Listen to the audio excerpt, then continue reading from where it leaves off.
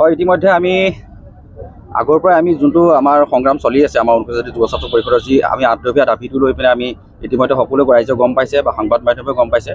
আৰু কালি ইতিমধ্যে বাজেট উত্থাপন হৈ গৈছে আৰু বাজেটত আমি দেখিবলৈ পাইছোঁ যে আমাৰ SCৰ যি ধৰণৰ আঁচনি বা যি ধৰণে ল'ব লাগিছিল তেনেধৰণৰ লোৱা হোৱা নাই।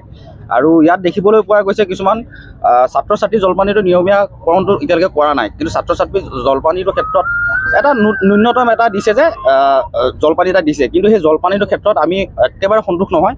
আৰু তাৰোপৰি যোনটো আমাৰ বাজেট অধিৱেশনত এই ফিচাৰী ডিপাৰ্টমেণ্টৰ বা মীন বিভাগত যোনটো 1,64,00,000 প্ৰায় 64,00,000 টকা 1 কোটি কিমান টকা দিছে, এই টকাৰে মই ভাবোঁ যে আমাৰ অসমৰ মৎস্যজীৱীসকলৰ প্ৰায় 10 লাখ মৎস্যজীৱীসকলৰ মই ভাবোঁ উন্নয়ন নহয়।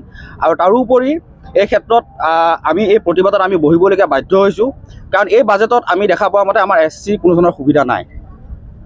আৰু আপোনালোকৰ বেলেগ কিবা কিবি দাবী ইতিমধ্যে সকলোৱে গম পায়, দিল্লীত ইতিমধ্যে আমি গৈ পিনে SC কমিশ্যনত আমাৰ যি জ্যেষ্ঠতাৰ ধাৰাবাহিকতা পদোন্নতিৰ ক্ষেত্ৰত আমি বাহাল ৰাখিবৰ কাৰণে অক্ষুণ্ণ ৰাখিবৰ কাৰণে আমি চেষ্টা কৰি আছিলোঁ বা প্ৰতিবাদ কৰি আছোঁ। তেনে ক্ষেত্ৰতো আমি কোনো ধৰণৰ অগ্ৰগতি দেখুওৱা নাই। ইতিমধ্যে আমি মুখ্যমন্ত্ৰী ডাঙৰীয়াকো আমি সাক্ষাৎ কৰিছিলোঁ, ফেব্ৰুৱাৰী 5 তাৰিখে সাক্ষাৎ কৰিছিলোঁ। তথাপিও তেখেতক আমি জনাইছিলোঁ যে এই বিষয়সমূহ, কিন্তু এই বিষয়সমূহ জনাইছোঁ যদিও তেখেতসকলে এতিয়ালৈকে এই বিষয়সমূহ নিৰ্মূল কৰিব পৰা নাই।